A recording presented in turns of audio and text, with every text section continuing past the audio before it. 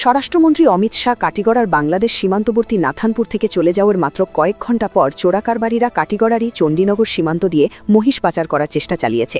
জানা গেছে গতকাল রাতে চণ্ডীনগর সীমান্তের কাঁটাতারের ফেন্সিং দিয়ে 3টি বড় মহিষ বাংলাদেশে পাচার করার চেষ্টা চালায় চোরাকারবারিরা, কিন্তু এলাকার বেশ কয়েকজন অসম সাহসী যুবক চোরাকারবারিদের পিছু ধাওয়া করে মহিষগুলো উদ্ধার করে।